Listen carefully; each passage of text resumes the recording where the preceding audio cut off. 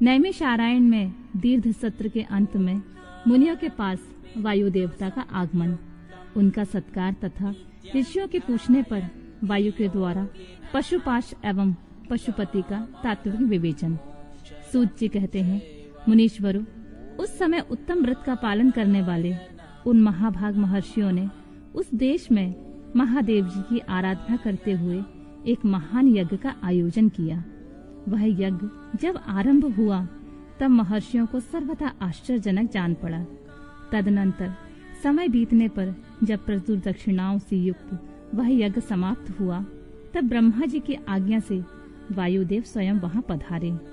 उनको आया देख दीर्घकालिक यज्ञ का अनुष्ठान करने वाले वे मुनि ब्रह्मा जी की बात को याद करके अनुपम हर्ष का अनुभव करने लगे।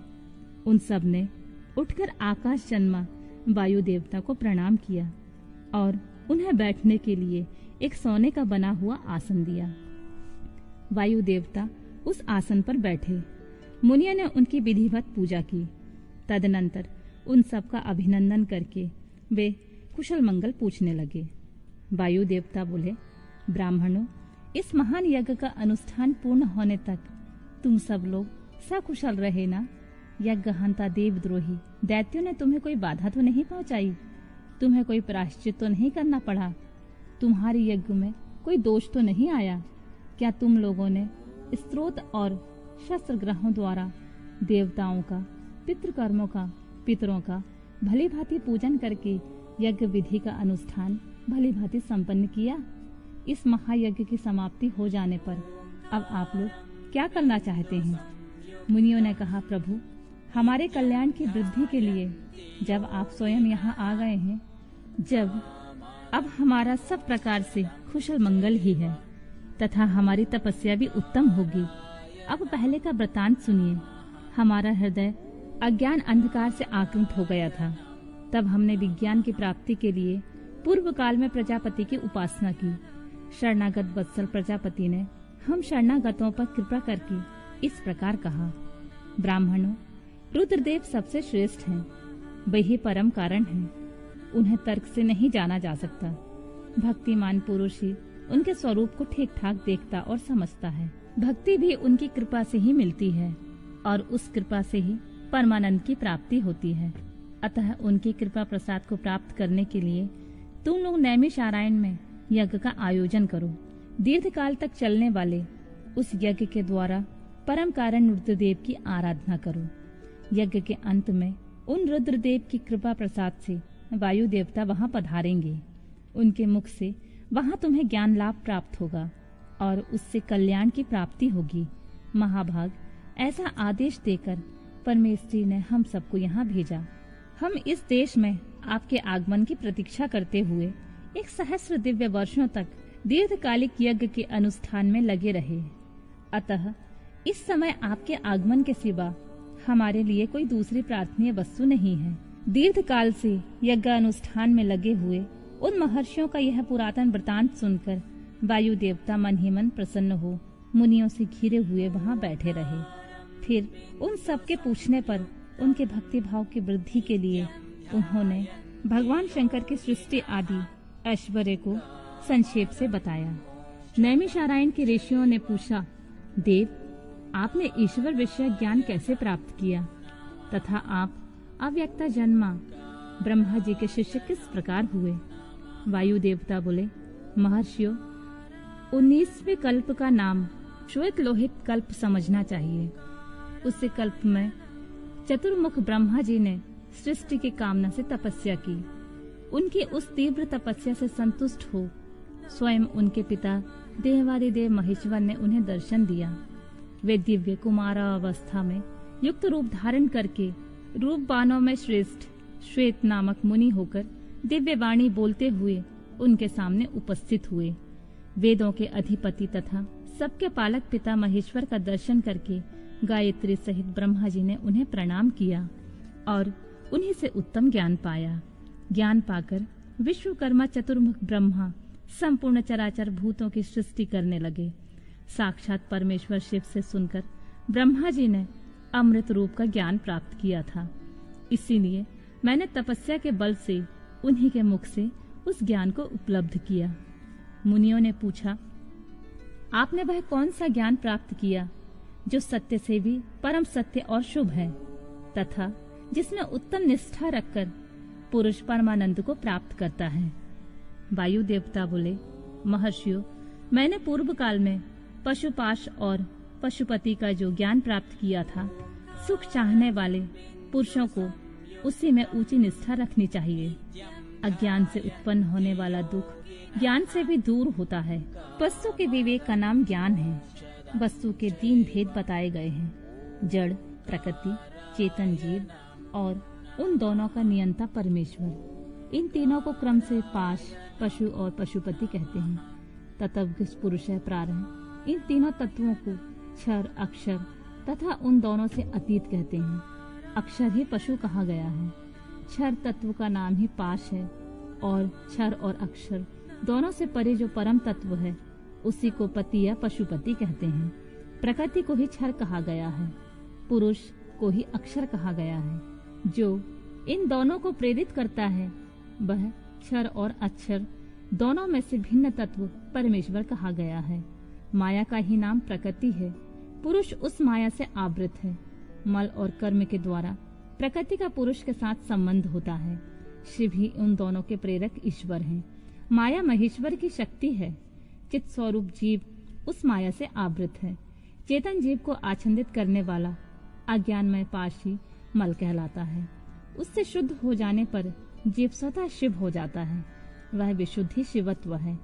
मुनियों ने पूछा, सर्वव्यापी चैतन्य को माया किस हेतु से आवृत करती है? किस लिए पुरुष को आवरण प्राप्त होता है और किस उपाय से उसका निवारण होता है? वायु देवता बोले, व्यापक तत्व को भी आंशिक आवरण प्राप्त होता है, क्योंकि कला आदि भी व्यापक है। भोग के लिए किया गया कर्म ही उस आवरण में कारण है। मल का नाश होने से वह आवरण दूर हो जाता है। कला, विद्या, राग, काल और नियति, इन्हीं को कला कहते हैं। कर्म फल का जो उपभोग करता है उसी का नाम पुरुष है। कर्म 2 प्रकार के हैं, पुण्य कर्म और पाप कर्म। पुण्य कर्म का फल सुख और पाप कर्म का फल दुख है। कर्म अनादि है और फल का उपभोग कर लेने पर उसका अंत हो जाता है। यद्यपि जड़ कर्म का चेतन आत्मा से कुछ संबंध नहीं है, तथापि अज्ञानवश जीव ने उसे अपने आप में मान रखा है। भोग कर्म का विनाश करने वाला है। प्रकृति को भोग्य कहते हैं और भोग का साधन है शरीर। बाहरी इंद्रियां और अंतःकरण उसके द्वार हैं। अतिशय भक्ति भाव से उपलब्ध हुए महेश्वर की कृपा प्रसाद से मल का नाश होता है और मल का नाश हो जाने पर पुरुष निर्मल शिव के समान हो जाता है। विद्या पुरुष की ज्ञान शक्ति की और कला उसकी क्रिया शक्ति को अभिव्यक्त करने वाली होती है। राग भोग्य वस्तु के लिए क्रिया में प्रवृत्त करने वाला होता है। काल उसमें अवेक्षक होता है। उसकी नियति उसे नियंत्रण में रखने वाली होती है। अव्यक्त रूप जो कारण है वह त्रिगुणमय है। उसी से जड़ जगत की उत्पत्ति होती है और उसी में उसका लय होता है। तत्व चिंतक पुरुष उस अव्यक्त को ही प्रधान और प्रकृति कहते हैं। सत्व, रज और तम, ये तीनों गुण प्रकृति से प्रकट होते हैं। तिल में तेल की भांति वे प्रकृति में सूक्ष्म रूप से विद्यमान रहते हैं। सुख और उसके हेतु को संक्षेप में सात्विक कहा गया है। दुख और उसके हेतु राजसकार हैं तथा जड़ता और मोह वे तमोगुण के कार्य हैं। सात्विक की वृत्ति ऊर्ध्व को ले जाने वाली है, तामसी वृत्ति अधोगति में डालने वाली है तथा राजसी वृत्ति मध्यम स्थिति में रखने वाली है। 5 तन्मात्राएं, 5 भूत, 5 ज्ञानेंद्रियां, 5 कर्मेंद्रियां तथा प्रधान, चित्त, बुद्धि, अहंकार और मन, ये 4 अंतःकरण सब मिलकर 24 तत्व होते हैं। इस प्रकार संक्षेप से ही विकार सहित अव्यक्त प्रकृति का वर्णन किया गया है। कारणावस्था में रहने पर इसे अव्यक्त कहते हैं और शरीर आदि के रूप में जब यह कार्यावस्था को प्राप्त होता है तब उसकी व्यक्त संज्ञा होती है। ठीक उसी तरह जैसे कारणावस्था में स्थित होने पर जिसे हम मिट्टी कहते हैं, वही कार्यावस्था में घट आदि नाम धारण कर लेती है। जैसे घट आदि का कार्य मृत्यु के आदि कारण से भी अधिक भिन्न नहीं है, उसी प्रकार शरीर आदि व्यक्त पदार्थ अव्यक्त से अधिक भिन्न नहीं है। इसीलिए एकमात्र अव्यक्त ही करण उनका आधारभूत शरीर तथा भोग्य वस्तु है, दूसरा कोई नहीं। मुनियों ने पूछा, प्रभु, बुद्धि, इंद्रिय और शरीर से व्यतिरिक्त किसी आत्मा नामक वस्तु की वास्तविक स्थिति कहाँ है? वायु देवता बोले, महर्षियों, सर्वव्यापी चेतन का बुद्धि, इंद्रिय और शरीर से पार्थक्य अवश्य है। आत्मा नामक कोई पदार्थ निश्चय ही विद्यमान है, परंतु उसकी सत्ता में किसी हेतु की उपलब्धि बहुत ही कठिन है। सत्पुरुष बुद्धि, इंद्रिय और शरीर को आत्मा नहीं मानते, क्योंकि स्मृति बुद्धि का ज्ञान अनियत है तथा उसे संपूर्ण शरीर का एक साथ अनुभव नहीं होता। इसीलिए वेदों और वेदांत में आत्मा को पूर्वानुभूत विषयों का स्मरण करता संपूर्ण ज्ञेय पदार्थों में व्यापक तथा अंतर्यामी कहा जाता है। न यह स्त्री है, न पुरुष है, न नपुंसक ही है, न ऊपर है, न अगल बगल में है, न नीचे है और न किसी स्थान विशेष में है। यह संपूर्ण चल शरीर में अविचल, निराकार एवं अविनाशी रूप में स्थित है। ज्ञानी पुरुष निरंतर विचार करने से उस आत्म तत्व का साक्षात्कार कर पाते हैं।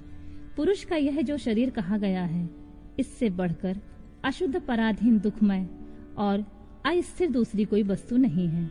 शरीर ही सब विपत्तियों का मूल कारण है। उससे युक्त हुआ पुरुष अपने कर्म के अनुसार सुखी, दुखी या और मूढ़ होता है। जैसे पानी से सींचा हुआ खेत अंकुर उत्पन्न करता है, उसी प्रकार अज्ञान से अप्रभावित हुआ कर्म नूतन शरीर को जन्म देता है। ये शरीर अत्यंत दुखों के आलय माने जाते हैं। इनकी मृत्यु अनिवार्य होती है। भूतकाल में कितने ही शरीर नष्ट हो गए और भविष्य काल में सहस्रों शरीर आने वाले हैं। वे सब के सब आकर जब जीर्ण शीर्ण हो जाते हैं, तब पुरुष उन्हें छोड़ देता है। कोई भी जीवात्मा किसी भी शरीर में अनंत काल तक रहने का अवसर नहीं पाता। यहाँ स्त्रियों, पुत्रों और बंधु बांधवों से जो मिलन होता है, वह पथिक को मार्ग में मिले हुए दूसरे पथिकों के समागम के ही समान है। जैसे महासागर में एक काष्ठ कहीं से और दूसरा काष्ठ कहीं से बहता आता है, वे दोनों काष्ठ कहीं थोड़ी दूरी देर के लिए मिल जाते हैं और मिलकर फिर बिछुड़ जाते हैं। उस प्रकार प्राणियों का यह समागम भी संयोग वियोग से युक्त है। ब्रह्मा जी से लेकर स्थावर प्राणियों तक सभी जीव पशु कहे गए हैं। उन सभी पशुओं के लिए यह दर्शन शास्त्र कहा गया है। यह जीव पाशों में बंधता है और दुख सुख भोगता है, इसलिए पशु कहलाता है। यह ईश्वर की लीला का साधन भूत है, ऐसा ज्ञानी महात्मा कहते हैं। महेश्वर की महत्ता का प्रतिपादन वायु देवता कहते हैं, महर्षियों, इस विश्व का निर्माण करने वाला कोई पति है जो अनंत रमणीय गुणों का आश्रय कहा गया है। वही पशुओं को पाश से मुक्त कराने वाला है। उसके बिना संसार की सृष्टि कैसे हो सकती है? क्योंकि पशु अज्ञानी और पाश अचेतन है। प्रधान परमाणु आदि जितने भी जड़ तत्व हैं, उन सब का कर्ता वह पति ही है। यह बात स्वयं समझ में आ जाती है। किसी बुद्धिमान या चेतन कारण के बिना इन जड़ तत्वों का निर्माण कैसे संभव है? पशु, पाश और पति का जो वास्तव में पृथक पृथक स्वरूप है, उसे जानकर ही ब्रह्मवेता पुरुष योनि से मुक्त होता है। क्षर और अक्षर ये दोनों एक दूसरे से संयुक्त होते हैं। पति या महेश्वर ही व्यक्ताव्यक्त जगत का भरण पोषण करते हैं। वे ही जगत को बंधन से छुड़ाने वाले हैं। भोक्ता, भोग और प्रेरक ये तीन ही तत्व ज्ञान जानने योग्य हैं। विज्ञ पुरुष के लिए इनसे भिन्न कोई दूसरी वस्तु जानने योग्य नहीं है। सृष्टि के आरंभ से ही एक ही रुद्रदेव विद्यमान रहते हैं, दूसरा कोई नहीं होता। वे ही इस जगत की सृष्टि करके इसकी रक्षा करते हैं और अंत में सबका संहार कर डालते हैं। उनके सब ओर नेत्र हैं, सब ओर मुख हैं और सब ओर भुजाएं हैं और सब ओर चरण हैं। ये ही सबसे पहले देवताओं में ब्रह्मा जी को उत्पन्न करते हैं। श्रुति कहती है कि रुद्रदेव सबसे श्रेष्ठ महान ऋषि हैं। मैं इन महान अमृत स्वरूप अविनाशी पुरुष परमेश्वर को जानता हूँ। इनकी अंग कांति सूर्य के समान है। ये प्रभु अज्ञान अंधकार से परे विराजमान है। इन परमात्मा से परे और कोई दूसरी वस्तु नहीं है। इनमें अत्यंत सूक्ष्म और इनसे अधिक महान और कुछ भी नहीं है। यह सारा जगत परिपूर्ण है। इनके सब ओर हाथ, पैर, नेत्र, मस्तक, मुख और कान हैं। ये लोक में सबको व्याप्त करके स्थित हैं।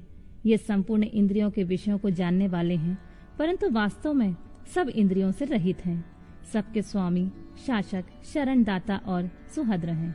ये नेत्र के बिना भी देखते हैं और कान के बिना भी सुनते हैं। ये सबको जानते हैं, किंतु इनको परिपूर्ण रूप से जानने वाला कोई नहीं है। इन्हें परम पुरुष कहते हैं। ये अणु से भी अत्यंत अणु और महान से भी परम महान है। ये अविनाशी महेश्वर इस जीव की हृदय गुफा में निवास करते हैं। एक साथ रहने वाले दो पक्षी एक ही वृक्ष का आश्रय लेकर रहते हैं। उनमें से एक तो वृक्ष के कर्म रूप फल का स्वाद ले लेकर उपभोग करता है, किंतु दूसरा उस वृक्ष के फल का उपभोग न करता हुआ केवल देखता रहता है। जीवात्मा इस वृक्ष के प्रति आसक्ति में डूबा हुआ है, अतः मोहित होकर शोक करता रहता है। जब वह कभी भक्त कृपा से भक्त सेवित परम कारण रूप परमेश्वर का और उनकी महिमा का साक्षात्कार कर लेता है, तब शोक रहित हो सुखी हो जाता है। छंद, यज्ञ, क्रंथ तथा भूत, वर्तमान और भविष्य संपूर्ण विश्व का वह माया भी रचता है और माया से ही उसमें प्रविष्ट होकर रहता है। प्रकृति को ही माया समझना चाहिए और महेश्वर ही वह माया भी है। ये विश्वकर्मा महेश्वर ही परम देवता परमात्मा है, जो सबके हृदय में विराजमान है। उन्हें जानकर ही पुरुष परमानंदमय अमृत का अनुभव करता है। ब्रह्मा से भी श्रेष्ठ असीम एवं अविनाशी परमात्मा में विद्या और अविद्या दोनों गुण भाव से स्थित हैं। विनयशील जड़ वर्ग को ही यहाँ अविद्या कहा गया है और अविनाशी जीव को विद्या नाम दिया गया है। जो उन दोनों विद्या और अविद्या पर शासन करते हैं, वे महेश्वर उनसे सर्वथा भिन्न विलक्षण हैं। ये प्रतापी महेश्वर इस जगत में समष्टिभूत और इंद्रिय वर्ग रूप एक एक जाल को अनेक प्रकार से रचकर इसका विस्तार करते हैं, फिर अंत में संहार करके सबको अनेक प्रकार से एक में परिणत कर देते हैं तथा पुनः सृष्टि काल में सबकी पूर्ववत रचना करके सब पर आधिपत्य करते हैं। जैसे सूर्य अकेला ही ऊपर नीचे तथा अगल बगल की दिशाओं को प्रकाशित करता हुआ स्वयं भी दीदीप्तमान होता है, उसी प्रकार ये भजनीय परमेश्वर अकेले ही समस्त कारण रूप पृथ्वी आदि तत्वों का नियमन करते हैं। श्रद्धा और भक्ति के भाव से प्राप्त होने योग्य आश्रय रहित कहे जाने वाले जगत की उत्पत्ति और संहार करने वाले कल्याण स्वरूप एवं 16 कलाओं की रचना कर उन महादेव को जो जानते हैं, वे शरीर के बंधन को सदा के लिए त्याग देते हैं, अर्थात जन्म मृत्यु के चक्कर से छूट जाते हैं। वे ही परमेश्वर तीनों कालों से परे निष्कल सर्वज्ञ त्रिगुणाधीश्वर एवं साक्षात परात्पर ब्रह्मा है। संपूर्ण विश्व उन्हीं का रूप है। वे सबकी उत्पत्ति के कारण होकर भी स्वयं आजन्मा है, स्तुति के योग्य हैं, प्रजाओं के पालक, देवताओं के भी देवता और संपूर्ण जगत के लिए पूजनीय हैं। अपने हृदय में विराजमान उन परमेश्वर की हम उपासना करते हैं, जो काल आदि से परे, जिनमें यह समस्त प्रपंच प्रकट होता है, जो धर्म के पालक, पाप के नाशक, भोगों के स्वामी तथा संपूर्ण विश्व के धाम हैं, जो ईश्वरों के भी परम महेश्वर, देवताओं के भी परम देवता तथा पतियों के भी परम पति, उन भुवनेश्वर के भी ईश्वर महादेव को हम सब परे जानते हैं। उनके शरीर रूप कार्य और इंद्रियां तथा मन रूपी कारण नहीं है। उनके समान और उनसे अधिक इस जगत में कोई नहीं दिखाई देता। ज्ञान, बल और क्रिया रूप उनकी स्वाभाविक पराशक्ति वेदों में नाना प्रकार की सुनी गई है। उन्हीं शक्तियों से इस संपूर्ण विश्व की रचना हुई है। उनका ना कोई स्वामी है, ना कोई निश्चित चिन्ह है, ना उस पर किसी का शासन है। वह समस्त कारणों का भी कारण होता हुआ उनका अधीश्वर भी है। उनका न कोई जन्मदाता है, न जन्म है, न जन्म के माया मलादि हेतु ही है। वह एक ही संपूर्ण विश्व में समस्त भूतों में गुहा रूप से व्याप्त है। वह सभी भूतों की अंतरात्मा और धर्माध्यक्ष कहलाता है। वह सभी भूतों के अंदर बसा हुआ सबका दृष्टा, साक्षी, चेतन और निर्गुण है। वह एक है, वशी है, अनेकों विवश आत्मा निष्क्रिय पुरुषों को वश में रखने वाला है। वह नित्यों का नित्य, चेतनों का चेतन, वह एक है, कामना रहित है और बहुतों की कामना पूर्ण करने वाला ईश्वर है। सांख्य और योग अर्थात ज्ञान योग और निष्काम कर्म योग से प्राप्त करने योग सबके कारण रूप उन जगदीश्वर परमेश्वर को जानकर जीव संपूर्ण पाशों से मुक्त हो जाता है। वे संपूर्ण विश्व के दृष्टा, सर्वज्ञ, स्वयं ही अपने प्राकट्य के हेतु ज्ञान स्वरूप, काल के भी दृष्टा, संपूर्ण दिव्य गुणों से संपन्न, प्रकृति और जीवात्मा के स्वामी, समस्त गुणों के शासक तथा संसार बंधन से छुड़ाने वाले हैं। जिन परम देव ने सबसे पहले ब्रह्मा जी को उत्पन्न किया और स्वयं उन्हें वेदों का ज्ञान दिया, अपने स्वरूप विषयक बुद्धि को प्रसन्न करने वाले उन महेश्वर शिव को जानकर मैं इस संसार बंधन से छूटने के लिए उनकी शरण में जाता हूँ। यह वेदांत शास्त्र का परम गोपनीय ज्ञान है। पूर्व कल्प में मुझे इसका उपदेश किया गया था। मैंने बड़े सौभाग्य से ब्रह्मा जी के मुख से इस ज्ञान को पाया था। जो शम दम से रहित हो उसे इस परम उत्तम ज्ञान का उपदेश नहीं देना चाहिए। जो अपना पुत्र सदाचारी तथा शिष्य न हो उसे भी नहीं देना चाहिए। जिनकी परम देव परमेश्वर में परम भक्ति हो, जैसे परमेश्वर में है वैसे ही गुरु में भी है। उस महात्मा पुरुष के हृदय में ही ये बताए हुए रहस्यमय अर्थ प्रकाशित होते हैं। अतः संक्षेप में यह सिद्धांत की बात सुनो। भगवान शिव प्रकृति और पुरुष से परे हैं। वे ही सृष्टि काल में जगत को रचते और संहार काल में पुनः सबको आत्मसात कर लेते हैं। ब्रह्मा जी की मूर्छा, उनके मुख से रुद्रदेव का प्राकट्य, सब प्राण हुए ब्रह्मा जी के द्वारा 8 नामों से महेश्वर की स्तुति तथा रुद्र की आज्ञा से ब्रह्मा द्वारा सृष्टि रचना। तदनंतर काल महिमा, प्रलय, ब्रह्मांड की स्थिति तथा सर्ग आदि का वर्णन करके वायु देवता ने कहा, पहले ब्रह्मा जी ने 5 मानस पुत्रों को उत्पन्न किया जो उनके ही समान थे। उनके नाम इस प्रकार हैं: सनक, सनंदन, विद्वान सनातन, ऋभु और सनत कुमार। वे सब के सब योगी, वीतराग और ईर्ष्या दोष से रहित थे। इन सब का मन ईश्वर के चिंतन में लगा रहता था, इसलिए उन्होंने सृष्टि रचना की इच्छा नहीं की। सृष्टि से विरत हो सनत आदि महात्मा जब चले गए, जब ब्रह्मा जी ने पुनः सृष्टि की इच्छा से बड़ी भारी तपस्या की। इस प्रकार दीर्घ काल तक तपस्या करने पर जब कोई काम न बना, तब उनके मन में बहुत दुख हुआ। उस दुख से क्रोध प्रकट हुआ। क्रोध से आविष्ट होने पर ब्रह्मा जी के दोनों नेत्रों से आंसू की बूंदें गिरने लगी। उन अश्रु बिंदुओं से भूत प्रेत उत्पन्न हुए। अश्रु से उत्पन्न हुए उन सब भूत प्रेतों को देखकर ब्रह्मा जी ने अपनी निंदा की। उस समय क्रोध और मोह के कारण उन्हें तीव्र मूर्छा आ गई। क्रोध से आविष्ट हुए प्रजापति ने मूर्छित होने पर अपने प्राण त्याग दिए। तब प्राणों के स्वामी भगवान नील रोहित रुद्र अनुपम कृपा प्रसाद प्रकट करने के लिए ब्रह्मा जी के मुख से प्रकट हुए। उन जगदीश्वर प्रभु ने अब तक 11 रूपों में प्रकट किया। महादेव जी ने अपने उस महामना 11 स्वरूपों में कहा, बच्चों, मैंने लोक पर अनुग्रह करने के लिए तुम लोगों की सृष्टि की है। अतः तुम आलस्य रहित हो संपूर्ण लोक में स्थापना, हित साधन तथा प्रजा सनातन की वृद्धि के लिए प्रयत्न करो। महेश्वर के ऐसा कहने पर वे रोने और चारों ओर दौड़ने लगे। रोने और दौड़ने के कारण उनका नाम रुद्र हुआ। जो रुद्र हैं वे निश्चय ही प्राण हैं।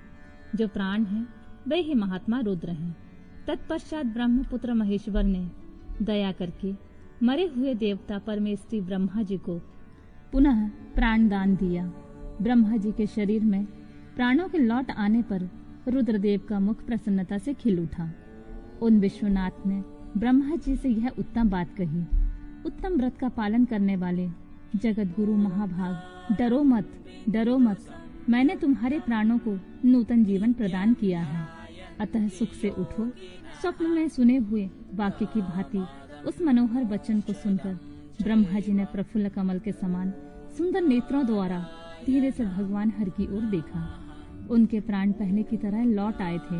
अतः ब्रह्मा जी ने दोनों हाथ जोड़कर स्नेह युक्त गंभीर वाणी के द्वारा उनसे कहा, प्रभु, आप दर्शन मात्र से मेरे मन को आनंद प्रदान कर रहे हैं, अतः बताइए आप कौन हैं जो संपूर्ण जगत के रूप में स्थित हैं?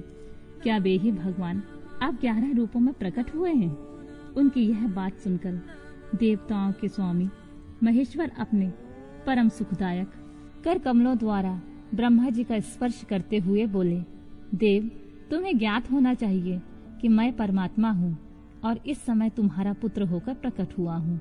यह जो 11 रुद्र हैं तुम्हारी सुरक्षा के लिए यहाँ आए हैं, अतः तुम मेरे अनुग्रह से इस तीव्र मूर्छा को त्याग कर जाग उठो और पूर्ववत प्रजा की सृष्टि करो।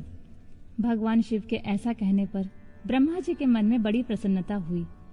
उन विश्वात्मा ने 8 नामों द्वारा परमेश्वर शिव का स्तवन किया।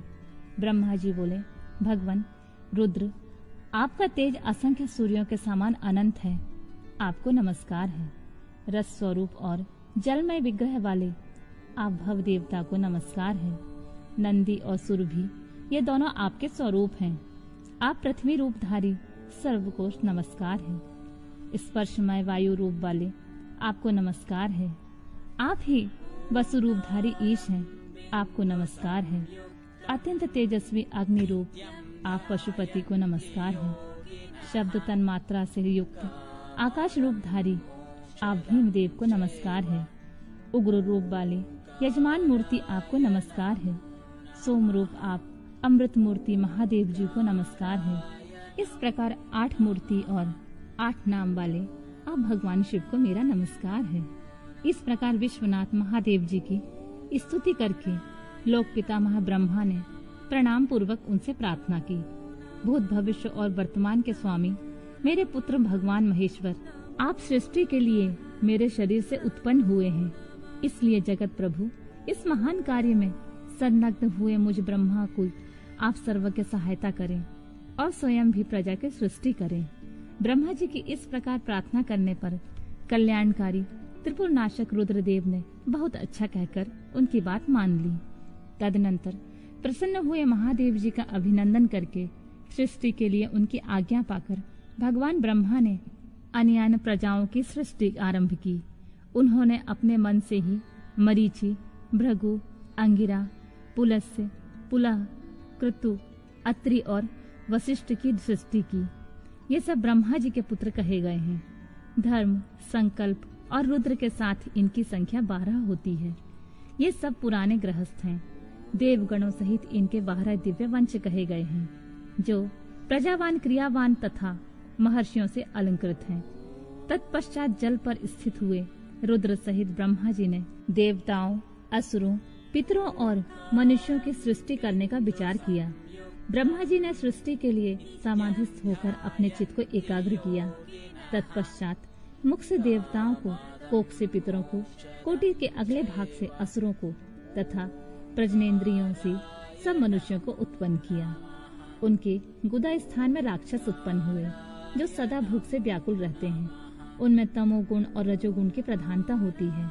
वे रात को ही विचरते और बलवान होते हैं। सांप, यक्ष, भूत और गंधर्व ये भी ब्रह्मा जी के अंगों से उत्पन्न हुए हैं। उनके पक्ष भाग से पक्षी हुए। वक्ष स्थल से अजन्म प्राणियों का जन्म हुआ है। मुख से बकरे और पार्श्व भाग से भुजंगमों की उत्पत्ति हुई है। दोनों पैरों से घोड़े, हाथी, शरभ, नीलगाय, भृग, ऊंट, खच्चर नामक भृग तथा पशु जाति के अन्यान प्राणी उत्पन्न हुए हैं।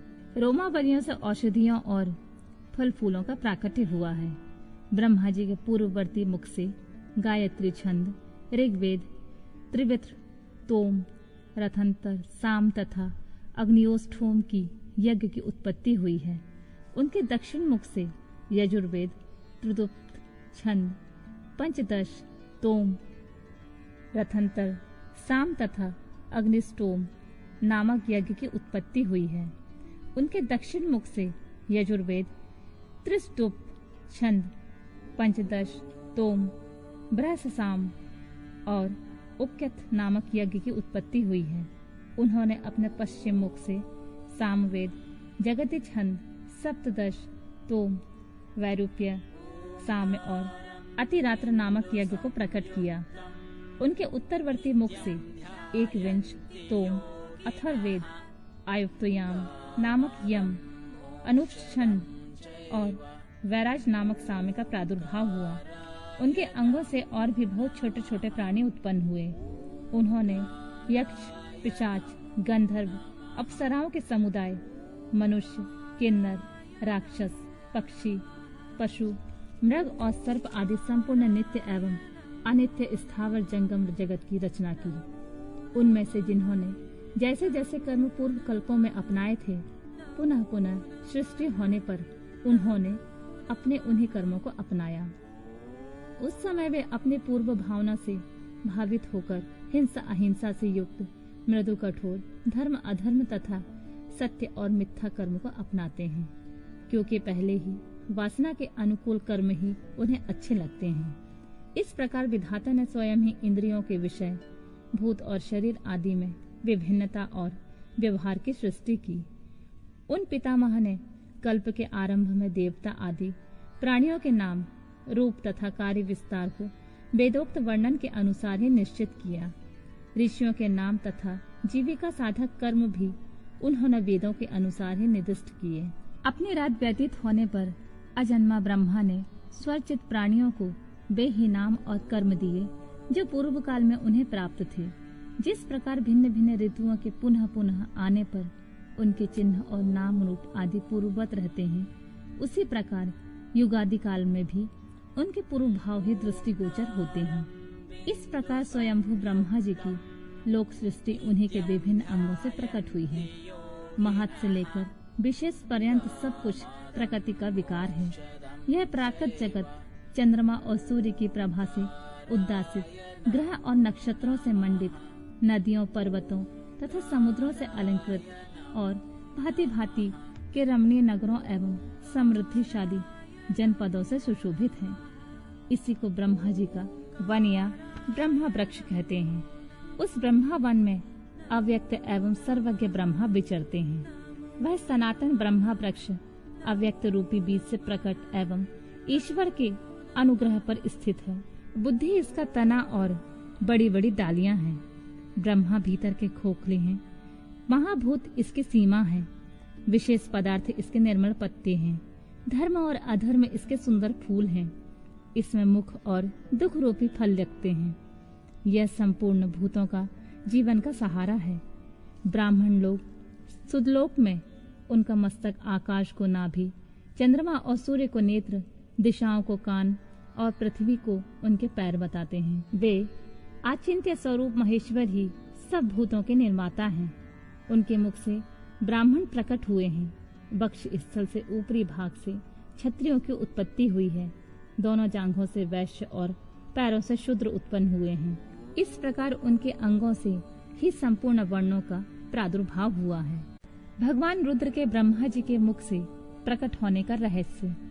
रुद्र के महामहिम स्वरूप का वर्णन, उनके द्वारा रुद्रगणों की सृष्टि तथा ब्रह्मा जी के रोकने से उनका सृष्टि से विरत होना। ऋषि बोले, प्रभु, आपने चतुर्मुख ब्रह्मा के मुख से परमात्मा रुद्रदेव की सृष्टि बताई है। इस विषय में हमको संशय होता है। जो प्रलय काल में कुपित होकर ब्रह्मा, विष्णु और अग्नि सहित समस्त लोक का संहार कर डालते हैं, जिन्हें ब्रह्मा और विष्णु भय से प्रणाम करते हैं, जिन लोक संहारकारी महेश्वर के वश में दोनों सदा रहते हैं, जिन महादेव ने पूर्व काल में ब्रह्मा और विष्णु को अपने शरीर से प्रकट किया था, जो प्रभु सदा ही उन दोनों के योगक्षेम का निर्वाह करने वाले हैं, वे आदि देव पुरातन पुरुष भगवान रुद्र अव्यक्त जन्मा ब्रह्मा जी के पुत्र कैसे हो गए? तात, भगवान ब्रह्मा ने मुनियों से जैसी बात बताई थी वह सब आप ठीक ठीक कहिए। भगवान शिव के उत्तम यश का श्रवण करने के लिए हमारे हृदय में बड़ी श्रद्धा है। वायु देवता ने कहा, ब्राह्मणों, तुम सब लोग जिज्ञासा में कुशल हो, अतः तुमने यह बहुत ही उचित प्रश्न किया है। मैंने भी पूर्व काल में पितामह ब्रह्मा जी के समक्ष यही प्रश्न रखा था। उसके उत्तर में पितामह ने मुझसे जो कुछ कहा था वही मैं तुम लोगों को बताऊंगा। जैसे रुद्रदेव उत्पन्न हुए और फिर जिस प्रकार ब्रह्मा और विष्णु की परस्पर उत्पत्ति हुई वह सब विषय सुना रहा हूँ। ब्रह्मा, विष्णु और रुद्र तीनों ही कारणात्मा हैं। वे क्रमशः चराचर जगत की सृष्टि, पालन और संहार के हेतु हैं और साक्षात महेश्वर से प्रकट हुए हैं। उनमें परम ऐश्वर्य विद्यमान है। वे परमेश्वर से भावित और उनकी शक्ति से अधिष्ठित हो सदा उनके कार्य में करने में समर्थ होते हैं। पूर्व काल में पिता महेश्वर ने ही उन तीनों को तीनों कर्मों में नियुक्त किया था। ब्रह्मा जी की सृष्टि काल में, विष्णु की रक्षा कार्य में तथा रुद्र की संहार कार्य में नियुक्ति हुई थी। कल्पांतर में परमेश्वर शिव के प्रसाद से रुद्रदेव ने ब्रह्मा और नारायण की सृष्टि की थी। इसी तरह दूसरे कल्प में जगन्मय ब्रह्मा ने रुद्र और विष्णु को उत्पन्न किया था। फिर कल्पांतर में भगवान विष्णु ने भी रुद्र तथा ब्रह्मा जी की सृष्टि की थी। इस तरह पुनः ब्रह्मा ने नारायण की और रुद्रदेव ने ब्रह्मा की सृष्टि की। इस प्रकार विभिन्न कल्पों में ब्रह्मा, विष्णु और महेश्वर परस्पर उत्पन्न होते और एक दूसरे का हित चाहते हैं। उन कल्पों के वृतांत को लेकर महर्षिगण उनके प्रभाव का वर्णन किया करते हैं। प्रत्येक कल्प में भगवान रुद्र के आविर्भाव का जो कारण है उसे मैं बता रहा हूँ। उन्हीं के प्रादुर्भाव से ब्रह्मा जी की सृष्टि का प्रभाव अविच्छिन्न रूप से चलता रहा। ब्रह्मांड से उत्पन्न होने वाले ब्रह्मा प्रत्येक कल्प में प्रजा की सृष्टि करके प्राणियों की वृद्धि न होने से जब अत्यंत दुखी हो मूर्छित हो जाते, तब उनके दुख की शांति और प्रजा वर्ग की वृद्धि के लिए उन कल्पों में रुद्रगण के स्वामी काल स्वरूप नील लोहित महेश्वर रुद्र अपने कारणभूत परमेश्वर की आज्ञा से ब्रह्मा जी के पुत्र होकर उन पर अनुग्रह करते हैं। वे ही तेजो राशि, अनामय, अनादि, अनंत धाता, भूत संहारक और सर्वव्यापी भगवान ईश परम ऐश्वर्य से संयुक्त परमेश्वर से भावित और सदा उन्हीं की शक्ति से अधिष्ठित हो उन्हीं के चिन्ह धारण करते हैं। उन्हीं के नाम से प्रसिद्ध हो उन्हीं के समान रूप धारण कर उनके कार्य करने में समर्थ होते हैं। इनका सारा व्यवहार उन्हीं परमेश्वर के समान होता है। ये उनकी आज्ञा के पालक हैं। सहस्रों सूर्यों के समान उनका तेज है। वे अर्धचंद्राकार के आभूषण से रूप में धारण करते हैं। उनके हार, बाजूबंद और कड़े सर्पमय हैं। वे मूंछ की मेखला धारण करते हैं।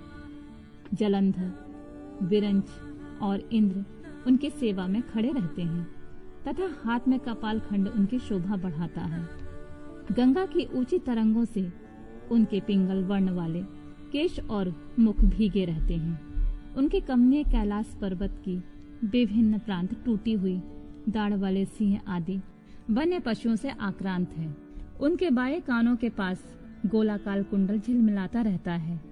वे महान वृषभ पर सवारी करते हैं। उनकी वाणी महान बेग की गर्जना के समान गंभीर है।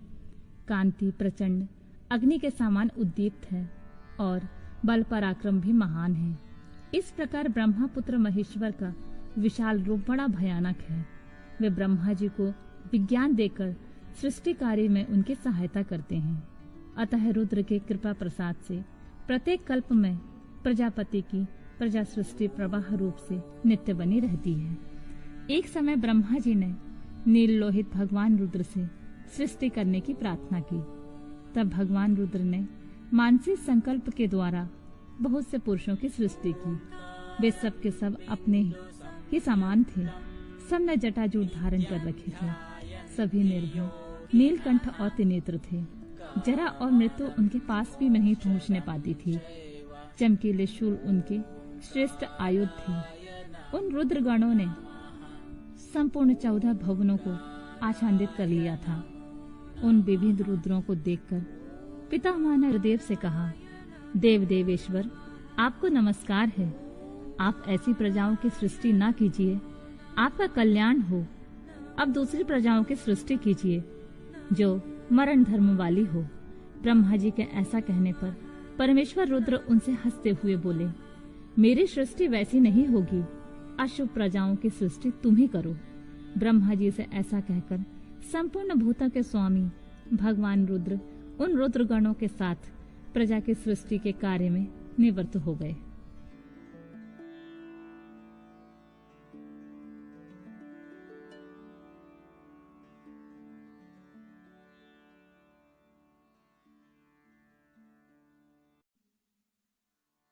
ब्रह्मा जी के द्वारा अर्धनारीश्वर रूप की स्तुति तथा उस स्रोत की महिमा। वायुदेव कहते हैं, फिर जब ब्रह्मा जी की रची हुई प्रजा ना बढ़ सकी, तब उन्होंने पुनः मैथुनी सृष्टि करने का विचार किया। इससे पहले ईश्वर से नारियों का समुदाय प्रकट नहीं हुआ था, इसीलिए तब तक पितामह मैथुनी सृष्टि नहीं कर सके थे। तब उन्होंने मन में ऐसे विचार को स्थान दिया जो निश्चित रूप से उनके मनोरथ की सिद्धि में सहायक था। उन्होंने सोचा कि प्रजाओं की वृद्धि के लिए परमेश्वर से ही पूछना चाहिए, क्योंकि उनकी कृपा के बिना ये प्रजा नहीं बढ़ सकती। ऐसा सोचकर विश्वात्मा ब्रह्मा ने तपस्या करने की तैयारी की। तब जो आद्या अनंता, लोक भाविनी, सूक्ष्मतरा, भावगव्या, मनोहरा, निर्गुणा, निप्रपंजा, निष्कला, नित्य तथा सदा ईश्वर के पास रहने वाली जो उनकी परमा शक्ति है, उसी से युक्त भगवान त्रिलोचन का अपने हृदय में चिंतन करते हुए ब्रह्मा जी बड़ी भारी तपस्या करने लगे। तीव्र तपस्या में लगे हुए परमेष्ठी ब्रह्मा पर उनके पिता महादेव जी थोड़े ही समय में संतुष्ट हो गए। तदनंतर अपने अनिर्वचनीय अंश से किसी अद्भुत मूर्ति में आविष्ट हो भगवान महादेव आधे शरीर में नारी और आधे शरीर में ईश्वर होकर स्वयं ब्रह्मा जी के पास गए। उन सर्वव्यापी सब कुछ देने वाले, सत असत से रहित, समस्त उपमाओं से शून्य, शरणागत वत्सल और सनातन शिव को दंडवत प्रणाम करके ब्रह्मा जी उठे और हाथ जोड़कर महादेव जी तथा महादेवी पार्वती की स्तुति करने लगे। देव, महादेव, आपकी जय हो। ईश्वर, महेश्वर, आपकी जय हो। सर्वगुण श्रेष्ठ शिव, आपकी जय हो। संपूर्ण देवताओं के स्वामी शंकर, आपकी जय हो। प्रकृति रूपनी कल्याणमयी उमे, आपकी जय हो। प्रकृति की नायिके, आपकी जय हो। प्रकृति से दूर रहने वाली देवी, आपकी जय हो। प्रकृति सुंदरी, आपकी जय हो। अमोघ महामाया और सकल मनोरथ देने वाले देव, आपकी जय हो। जय हो। अमोघ महानीला और कभी व्यर्थ न जाने वाले महान बल से युक्त परमेश्वर, आपकी जय हो। जय हो। संपूर्ण जगत की माता उमे, आपकी जय हो। विश्व जगन्मय, आपकी जय हो। विश्व जगत दात्री, आपकी जय हो। समस्त संसार की सखी सहायके, आपकी जय हो। प्रभु, आपका ऐश्वर्य और धाम दोनों सनातन हैं, आपकी जय हो। जय हो।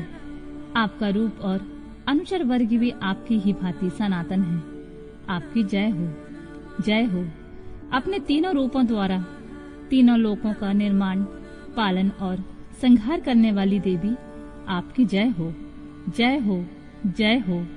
तीनों लोकों अथवा आत्मा, अंतरात्मा और परमात्मा, तीनों आत्माओं की नायिके, आपकी जय हो। प्रभु, जगत के कारण तत्वों का प्रादुर्भाव और विस्तार आपकी कृपा दृष्टि के अधीन है, आपकी जय हो। प्रलय काल में आपकी उपेक्षा युक्त कटाक्षपूर्ण दृष्टि से जो भयानक आंख से प्रकट होती है, उसके द्वारा सारा भौतिक जगत भस्म हो जाता है, आपकी जय हो। देवी, आपके स्वरूप का सम्यक ज्ञान देवता आदि के लिए भी असंभव है, आपकी जय हो। आप आत्म तत्व के सूक्ष्म ज्ञान से प्रकाशित होती हैं, आपकी जय हो। ईश्वरी, आपने स्थूल आत्मशक्ति से चराचर जगत को व्याप्त कर रखा है, आपकी जय हो। जय हो। प्रभु, विश्व के तत्वों का समुदाय अनेक और एक रूप में आपके ही आधार पर स्थित है, आपकी जय हो। आपके श्रेष्ठ सेवकों का समूह बड़े बड़े असुरों के मस्तक पर पांव रखता है, आपकी जय हो। शरणागतों की रक्षा करने में अतिशय समर्थ परमेश्वरी, आपकी जय हो। संसार रूपी विश्व वृक्ष के उगने वाले अंकुरों का उन्मूलन करने वाली उमे, आपकी जय हो। प्रादेशिक ऐश्वर्य, वीर्य और शौर्य का विस्तार करने वाले देव, आपकी जय हो। विश्व से परे विद्यमान देव, आपने अपने वैभव से दूसरों के वैभवों को तिरस्कृत कर दिया है, आपकी जय हो। पंचविधि मोक्ष रूप पुरुषार्थ के प्रयोग द्वारा परमानंदमय अमृत की प्राप्ति कराने वाले परमेश्वर, आपकी जय हो। पंचविध पुरुषार्थ के विज्ञान रूप अमृत से परिपूर्ण स्रोत स्वरूपनी परमेश्वरी, आपकी जय हो। अत्यंत भयानक संसार रूपी महारोग को दूर करने वाले वैद्य शिरोमणि, आपकी जय हो। अनादि कर्ममल एवं अज्ञान रूपी अंधकार राशि को दूर करने वाली चंद्रिका रूपनी शिवे, आपकी जय हो। त्रिपुर का विनाश करने के लिए कालाग्नि स्वरूप महादेव, आपकी जय हो। त्रिपुर भैरवी, आपकी जय हो। तीनों गुणों से युक्त महेश्वर, आपकी जय हो। तीनों गुणों का मर्दन करने वाली महेश्वरी, आपकी जय हो। आदि सर्वज्ञ, आपकी जय हो। सबको ज्ञान देने वाली देवी, आपकी जय हो। प्रचुर दिव्य अंगों से सुशोभित देव, आपकी जय हो। मनवांछित वस्तु देने वाली देवी, आपकी जय हो। भगवान देव, कहाँ तो आपका उत्कृष्ट धाम और कहाँ मेरी तुच्छ वाणी, तथापि भक्ति भाव से प्रलाप करते हुए मुझ सेवक के अपराध को आप क्षमा कर दें। इस प्रकार सुंदर उक्तियों द्वारा भगवान रुद्र और देवी का एक साथ गुणगान करके चतुर्मुख ब्रह्मा ने रुद्र एवं रुद्राणी को बारंबार नमस्कार किया। ब्रह्मा जी के द्वारा पठित यह पवित्र एवं उत्तम अर्धनारीश्वर स्तोत्र शिव तथा पार्वती के हर्ष को बढ़ाने वाला है।